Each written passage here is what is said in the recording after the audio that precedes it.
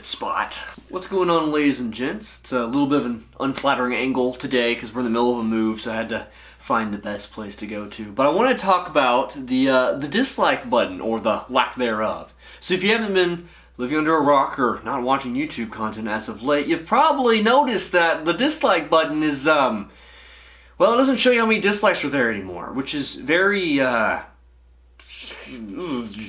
uninspiring. The decision was pretty baffling after the amount of backlash they got when they initially announced that they were looking to remove the dislike button. I'm fairly certain YouTube's been trying to get rid of it for years, but just recently decided, yeah, let's go ahead and do that. Now, I've had a lot of people bring up the fact that, like, what about other platforms that only have likes in the first place, like Twitter and Facebook? True, but those platforms initially started off as that. Those platforms specifically were, here's a post. Hit like on my post to get it up. If you don't care about the post, keep scrolling because there's always content to keep scrolling by. Usually for simple pictures or simple videos and that sort of stuff. Whereas YouTube was a platform that was fueled specifically by content creators. The purpose of it was a crowd-driven platform, and you were able to dictate what videos were good and which videos were not worth your time by looking at a like to dislike ratio. Very important aspect. And that's the reason why I want to talk about it today. Not because I want to pile on the bandwagon effect. I personally haven't watched very many videos on the topic, but I did want to personally bring it up myself because the dislike button was actually pretty prominent for my YouTube channel specifically. A lot of the news content I covered on games that I'd like to cover, a lot of those videos would have some different ratios, whereas most videos you see nowadays are like a 99.1% ratio, right? Where it's a majority of likes.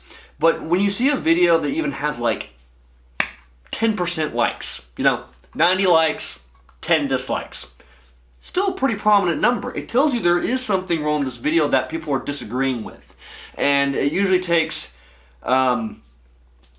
someone more willing to hit a dislike button than anyone else. The 90-10 split is in itself a pretty good indicator that there's something wrong with this content and you should probably look into it and see what's wrong. Hell, my most viewed video of all time, which was actually a live stream, funny enough, the dislike ratio was actually pretty bad on there. Funny enough. I mean, for one, I wasn't expecting it to get as many views as it did. And when it did got that attention, it got about like 64% likes compared to 37% dislikes. That's not fantastic. And that was a good way to relay to people that this was not the content they were looking for. And that told me a lot of important information. I was able to look at that and say that, hey, something's wrong here. There's something that people don't like. Maybe I should look into what I say, what I do, what is happening in the video, and improve upon that. And that happened with a lot more of my other news videos too, and I have become a better content creator because of it. For those reasons at least. There's other things I need to improve on, definitely. But it's important to see that sort of stuff. Even for the content creator, but also for the users as well. For example, a lot of people have had to, let's say, there's a part in your car or your computer that you're needing to fix. It's pretty niche. So you Google how to fix it. Several YouTube videos will actually pop up, usually like 2 or 3 of them. And when you watch them, 2 of those videos usually will have like 14 likes, but 7 dislikes. And you're like, there's something wrong here. He did something wrong. And then you go through the comments and find out what happened wrong specifically. And then one of those videos will actually have a pretty good like ratio. And you want to go in there and be like, this is a good video. This is probably what I should be watching for my problem and how to fix that. That was a really important tool to use, which has now been eliminated off the platform.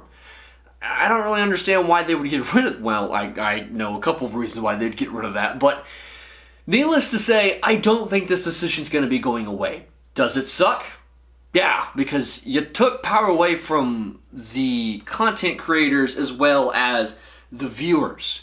YouTube has always been a platform about the people, and YouTube over the past couple of years hasn't been acknowledging that, and we've seen that clearly from the YouTube rewinds, as well as they pretend that it's about the content creators and the people, but it's not.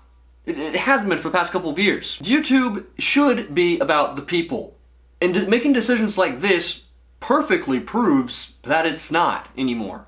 and it hasn't been for the past couple of years, which is a shame, because YouTube was cool for that reason, because people were sick of, at the time, watching cable television with like high production value. It's okay to watch a guy in front of a camera complain about something. Wait a minute. And that tool's now been eliminated.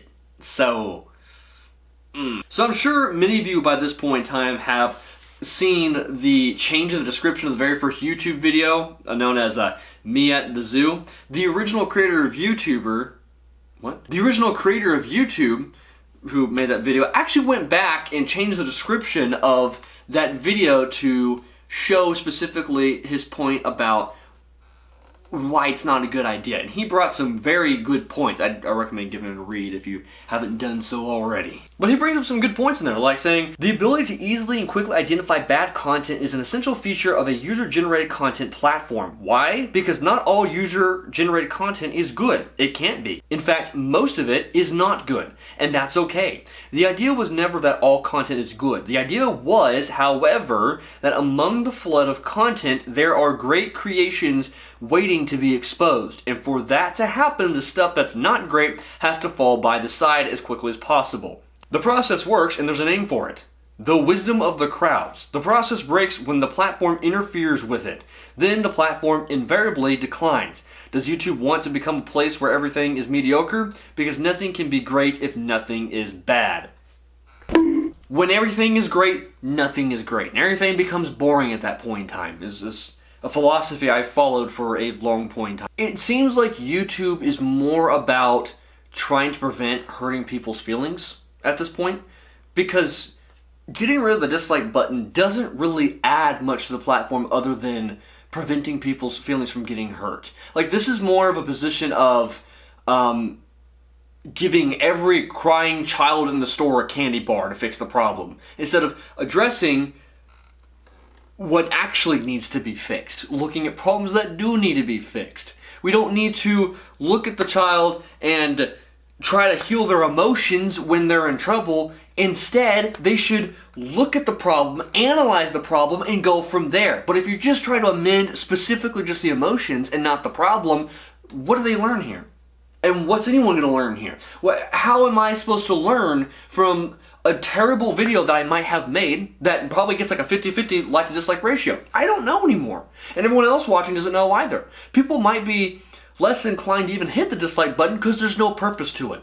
Why? I don't even know why it's there. Like, you could literally delete the dislike button at this point in time. It'd make no difference. And I'm not encouraging you to do that. Everyone's encouraging you to bring it back. Again, I don't think that's going to happen. Don't get your hopes up here. Needless to say, this does not add much to the platform. And I'm glad I was able to at least learn from my mistakes while I had the dislike button available to me. Because now, I think all this is really going to do is just make even nastier comments in the comment section. And I didn't think that was even possible, but that's probably going to be like the only way for people to relay information inside of a video without now being able to quickly glance at a like or dislike ratio, because I guess that's not important to YouTube anymore. Very important process for the business. So anyways, hit the dislike button.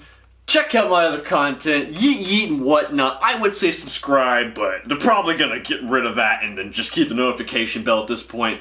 I'm giving them ideas. The dislike button may be gone, but what's not gone is a 10% discount you can get off at checkout for your buttress pillow using code Halfpint checkout.